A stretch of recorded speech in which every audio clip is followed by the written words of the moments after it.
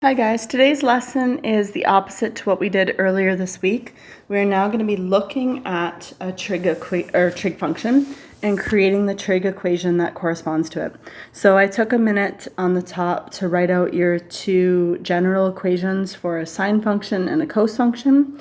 And with creating an equation, we will also need the period formula. So period equals 360 divided by k.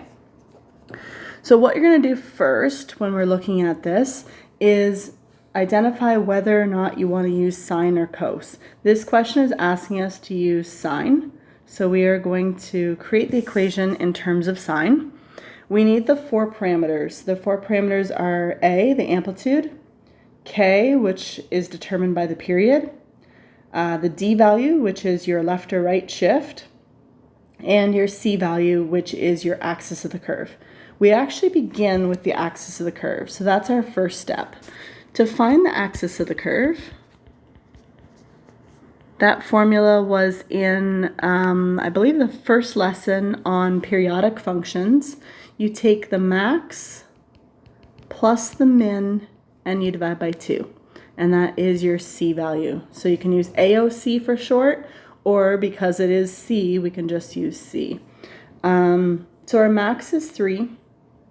Our min is -5, and we could, sometimes it's easy just to see where the center is, but I will show the calculations. We're going to do 3 plus -5, or 3 minus 5, divided by 2. -2 divided by 2 is -1. So the center of this graph is at -1. I'm going to do that in a different color. What we just figured out is that this splits it symmetrically from top to bottom. So that's important because we have to identify where the top or where the middle is so we can actually focus on the amplitude and the period. Let's do the amplitude next. The amplitude is the distance from that axis to the max or from that axis to the min. So this one's easily countable. We can see it's 1, 2, 3, 4 units up. So our amplitude is 4. If we were to count down, we could also see that's equally 4 units, which it should be, because if we put this in the correct spot, then it will be centered. So our amplitude is 4. The other way you can do amplitude is also in that very first lesson of this unit, which was max minus min divided by 2. Okay, sometimes it's just as easy to count this distance, and that is 4 units. Okay, the next thing, so we've got 2 letters. We've got C, and we've got our amplitude of A. We need to find our K value. In order to find our K value, because we're given the graph, we have to find the period first. We're going to sub in the period, and we're going to rearrange, and we're going to solve for the K value. So you can find any starting point you want. I'll do this in a different color as well. And your goal is to see how many units it takes to get back to that starting point. So we could go max and follow this along and go back up to max. Or we could find, let's just do this point because it's at 0 on the x. We could follow this along for 1 full cycle. Keep in mind this is a mistake. This is not a full cycle yet. Okay, it's not when it comes back to that spot. It's when it comes back to that spot that it's about to repeat itself. So it doesn't repeat itself until it gets all the way back to here. Okay, this is the start, and it went down first and up, and then it's about to do another down and up. Okay, so this is one wave, one complete wave, and that is 120 units because we started at 0. So this distance across is 120. That's our period. Okay, we're going to take that 120 and we're going to sub it into the formula. So 120 equals 360 divided by k, because that formula up here is period equals 360 divided by k. To solve for k, we need it as a numerator. So k's got to come up. divide out your 120 on both sides, and this identifies that K is 3. So we now have our C value, our A value, and our K value. The only thing left to do is see if there's a shift left or right. Let's pop over to Desmos so we can have a look at what that means. So we're doing a sine graph. A sine graph, I will hide the cos one and just look at the sine one.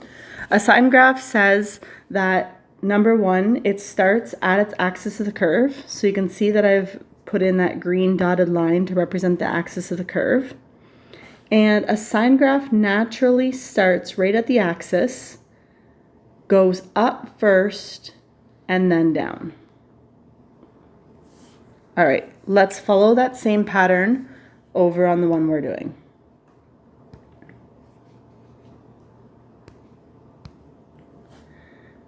If you notice what I highlighted here in green, our graph doesn't go up first and then come down. Instead, it goes down first and then up. So this is actually reflected in the x-axis because it has the opposite motion. Because of that, our amplitude, we're just going to put a negative in front of it, and then we're going to be done. There's actually no shift left or right in this because it is starting right at the axis of the curve. So our equation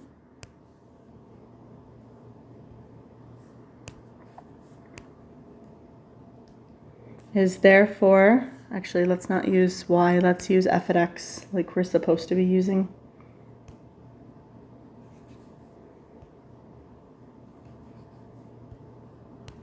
So therefore f at x equals negative 4 sine, we figured out k to be 3.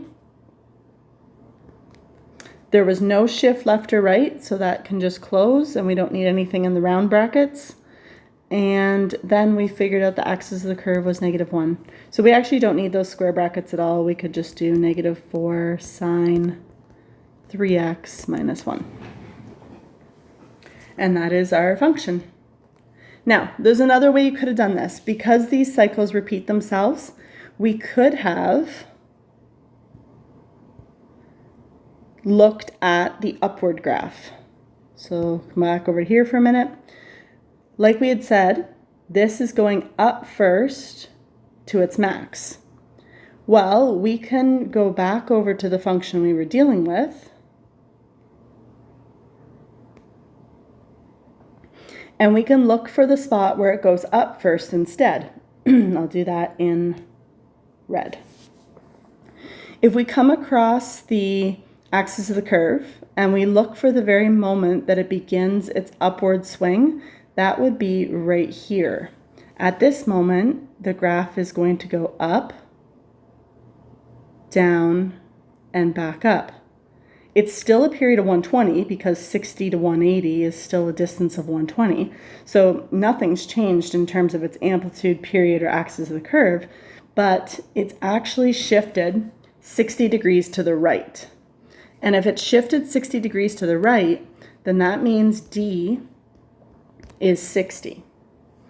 And so we can do a different equation. Instead of saying it's negative, we can focus on the positive portion of it. And we can say the answer is 4 sine 3 x, because that's positive 60, and the equation is actually x minus 60 minus 1. Both answers are completely correct. If you type this in Desmos or you type this in Desmos, they're actually going to be the same function on top of each other. They are the same graph. Okay, so you'll get this exact picture no matter which one you type in. So the trickiest thing about trig is that there's multiple answers depending on where you focus on the graph. It doesn't mean your answer is wrong, it just means you've done it differently than someone else. Personally, I would do the negative 4 one and not worry about a shift left or right, but if you prefer to focus on the spot where it goes up first then down, you can shift it to the right 60 and not make it negative. Okay, so the green one we focused on a reflection, The red one, we shifted it to the right by 60 and focused on a regular sine graph. Okay, hopefully that made sense. Now let's actually complicate it a little bit more, and let's look at this same graph as a cos graph. So we're going to pop over to Desmos to look at cos first. Let's take out sine and let's look at cos. With a cos graph always starts at its maximum and comes back to its maximum. So when we're focusing on creating the equation for a cos graph, we want to look at where its highest points are and see where that's shifted to create a high point back to a high point.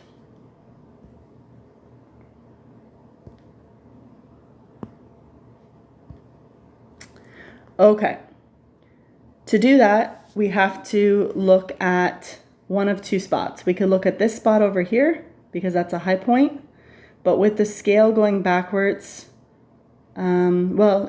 each block is 30 degrees, so this would just be negative 30 degrees. We could do that. Let's look at it here. I will do this one in blue. So this is a cos graph right here because this is its max, and here it's coming back to its max. Now the good thing about doing a cos graph once you've done a sine graph is, one, the axis of the curve won't change. The period's not going to change because this is still going from 30 degrees in the negative to 90 degrees in the positive. That's still a distance of 120. So from here to here is still 120 degrees, which means the K value doesn't change. The amplitude is not going to change. The only thing that changes is where the graph's technically starting. And this graph is backwards 30 degrees, which means our D value is negative 30. So amplitude is still 4. K is still 3 from the period. C is still negative 1. And because we are looking at a shift left 30 to start it off, the D is negative 30. So your equation is 4 cos 3.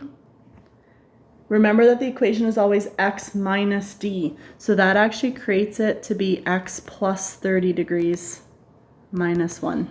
Okay, you end up with a shift in signs, just like you do in quadratics. So if it's shifted left 30, then in your equation you have x plus 30. Okay, and that is a cos graph equation that matches this graph. So now you could type in this one, or this one into Desmos, and those three graphs would all be completely on top of each other. They are the same graph. Let's try another one.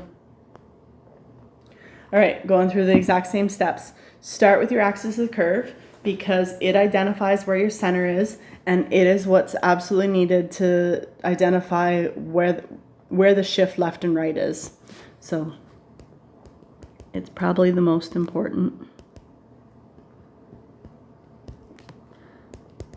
You can do it by doing max plus min divided by 2, or if you can easily eyeball it, you can see that this one has a center at 3.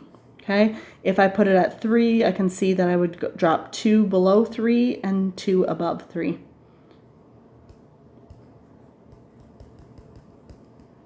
Okay, and then the calculation, 5 plus 1 is 6. 6 divided by 2 is 3. So our axis of the curve is at 3. What next? Amplitude. It actually doesn't matter if you do amplitude or period next. I will do amplitude because we've already got, we just finished talking about that. Amplitude is the distance up or down, and we said that that is 2 because it goes up 2 and down 2 from the axis of the curve. Period. Period, you can find any spot you can read nicely and come back to that spot. In this case, I wouldn't read the maxes nicely because we actually can't see exactly where that max is hitting, right?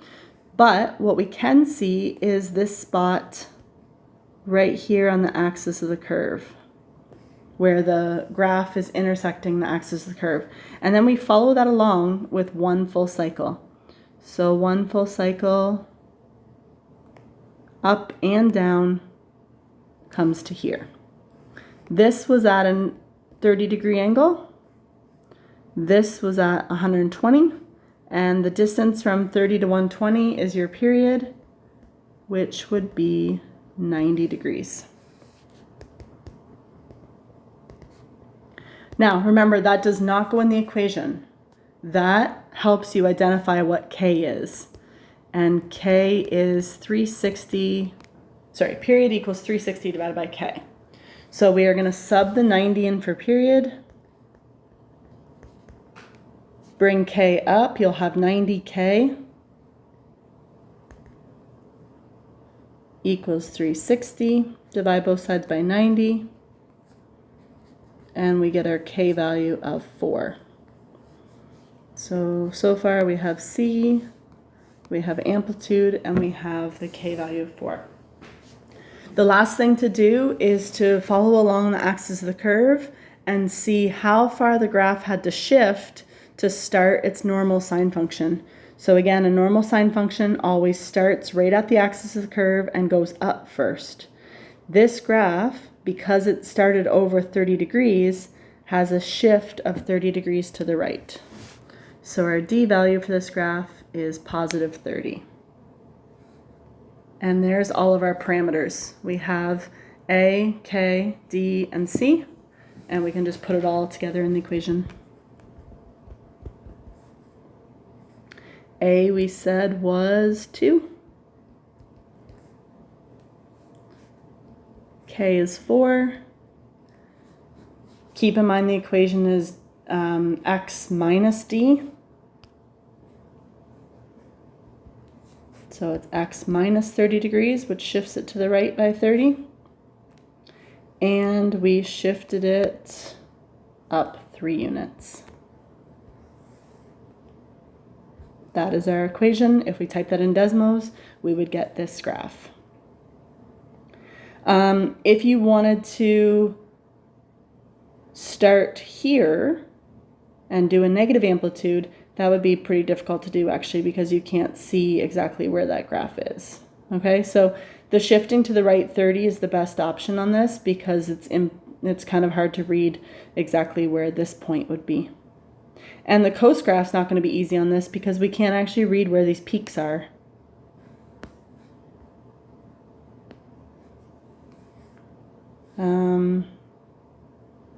Yeah, I wouldn't recommend doing the coast on this one. I would guess that the peaks are actually at 45, but I'm not sure 100%. So I would not do the coast graph on this one. Let's not bother with part B there. Okay, if the question does not tell you to use sine or cos, you actually can do whichever one you prefer. So in the case of this graph, it might be easy to do the cos because you can see exactly where the maxes are. In the case of the second graph, you wouldn't want to do cos because the maxes are not right on a scale. They're in between blocks. Okay, so unless I tell you that it has to be in terms of sine or has to be in terms of cos, you can do whichever one you want. And then the 3 parameters, A, K, and C, do not change with cos or sine. The only thing that changes with sine and cos is the D value, because the D value moves the graph side to side down the x-axis. Okay. Good luck with that. This is a pretty challenging lesson these last couple of days. Do your best with it. This is pretty much the end of the course. We have a couple more small things to do after this, but I will be posting a trig test next week, and the culminating you'll get next week as well. All right, bye guys.